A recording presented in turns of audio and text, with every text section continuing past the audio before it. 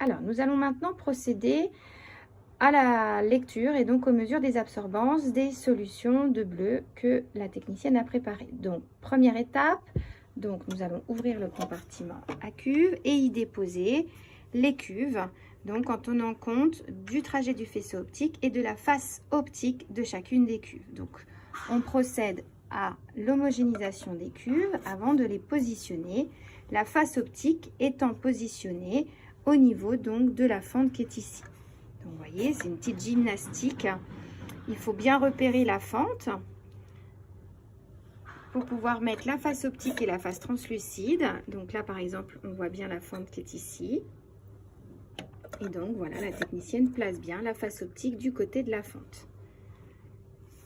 Alors, l'avantage des carrousels multiposition, c'est comme vous pouvez le constater, le 5 cuves peuvent être 6 en comptant le blanc, hein, peuvent être mises à la fois en une seule fois et donc ça va beaucoup plus vite. Alors on referme le capot, puis ensuite nous allons procéder maintenant au réglage tout d'abord donc de la longueur d'onde. Donc il va falloir fixer la longueur d'onde. Donc nous sommes donc ici, l'indication, nous sommes donc sur la cuve de blanc, c'est-à-dire la position dans laquelle on a mis la cuve qui va nous servir à faire le zéro optique dans quelques instants.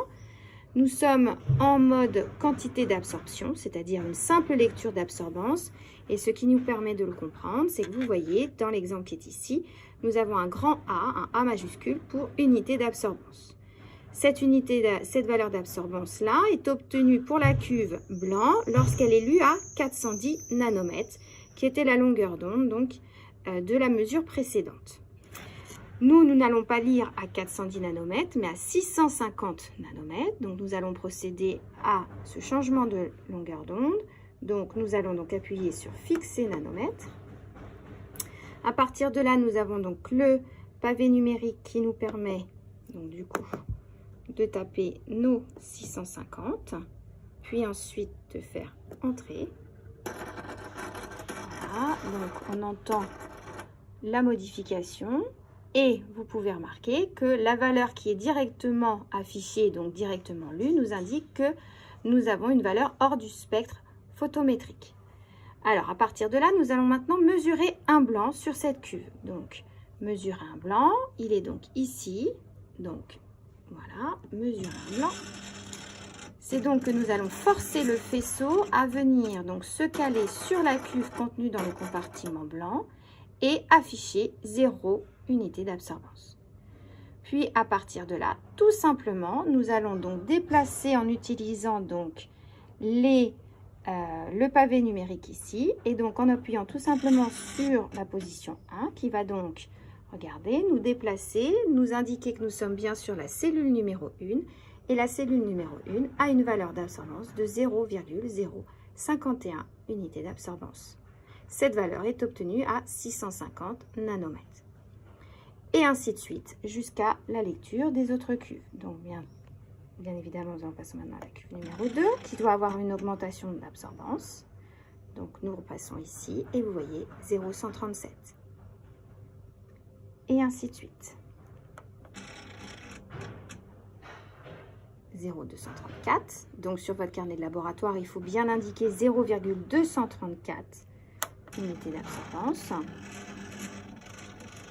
Le compartiment numéro 4, 0,585. Donc, nous sommes bien en augmentation de nos absorbances. Puis, enfin, la dernière position, qui était la solution la plus colorée.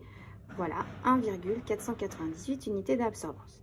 Alors, comme il s'agit d'un spectrophotomètre monofaisceau, il va falloir faire ce qu'on appelle le bouclage. C'est-à-dire qu'une fois que nous avons lu toutes les cuves, eh bien, il faut rebasculer sur le compartiment blanc pour s'assurer que le réglage du zéro optique n'a pas trop varié. Là, nous sommes à 0,001 unité d'absorbance. On peut donc considérer que le dosage, en tout cas les lectures d'absorbance, sont correctes. Une fois que nous avons fini de prendre les valeurs d'absorbance, il suffit donc de rouvrir le compartiment de cuve, de récupérer les cuves sur le portoir. Voilà, donc récupérer chaque cuve sur le portoir à cuve. Et ensuite, jeter donc les cuves dans les poubelles de déchets chimiques, souillées donc par les déchets chimiques. Refermer le compartiment à cuves